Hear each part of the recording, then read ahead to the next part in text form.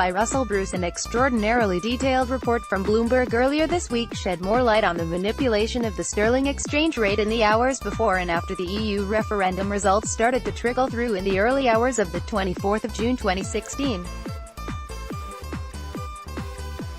A central figure in the manipulation was one Nigel Farage. He denies personally profiting, adding ruefully that he wished he had. Where he did or not is beside the point.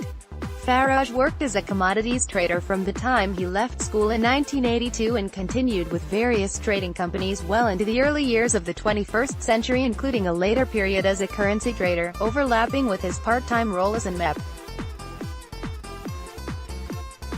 Farage knows how markets work and how information moves market prices up or down. What is clear from public record is Farage conceded Leave had lost the referendum when his concession speech was broadcast by Sky just after 10 p.m. when the polls had closed. Politicians never concede until the trend is clearly established. So why did Farage indicate Remain had won before results began to come through several hours later and were actually indicative of a likely Leave win? A question we will answer as we sift through the new information from Bloomberg. No public exit polls were conducted, so the broadcasters, Sky, ITV and the BBC, who jointly financed these for general elections, did not have exit poll data to share with viewers. Enter Farage to fill the vacuum in an interview recorded at 9:40 p.m. before the polls had closed, assuring him of immediate coverage come 10 p.m.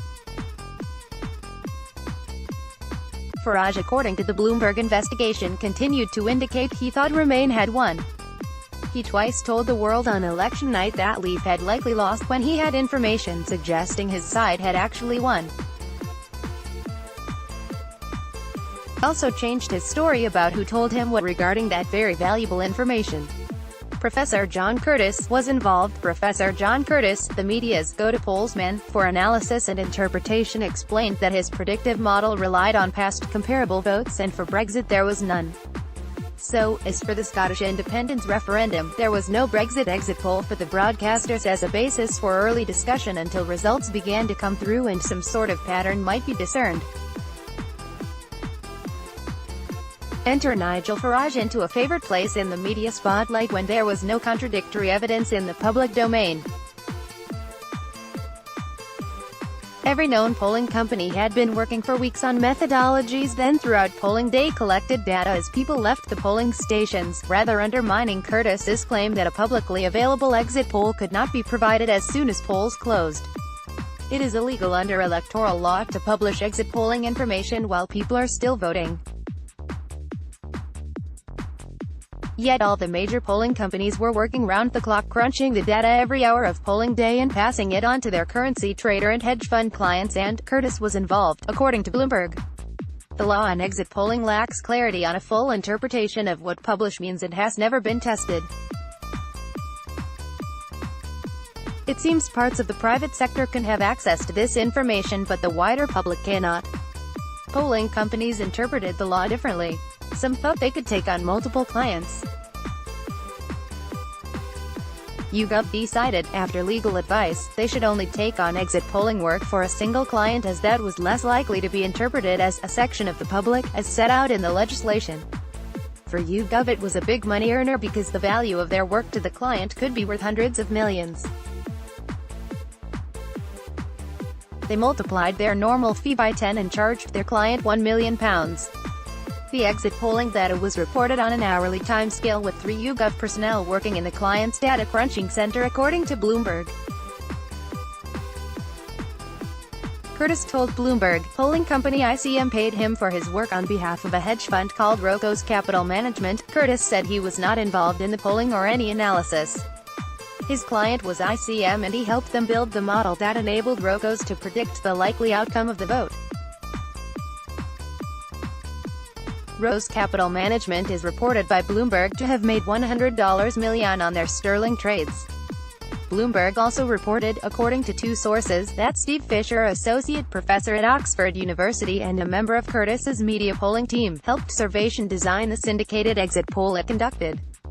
multiple hedge funds. Servation is Farage's favorite polling company, and it has been alleged, in two published accounts, Servation was the source of Farage's polling information that Leave was ahead. This was known to Farage at some point on the evening of the 23rd of June.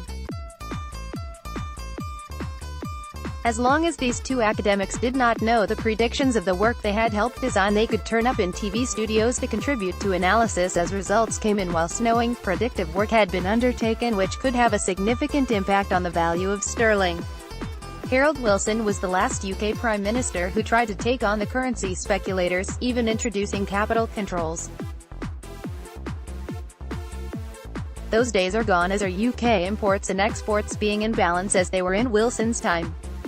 Why are foreign exchange markets, Forex, so profitable? Like any trading market, there are also losses. The interest from currency traders and hedge funds was inevitable given the potential for sterling movement either way depending on the result.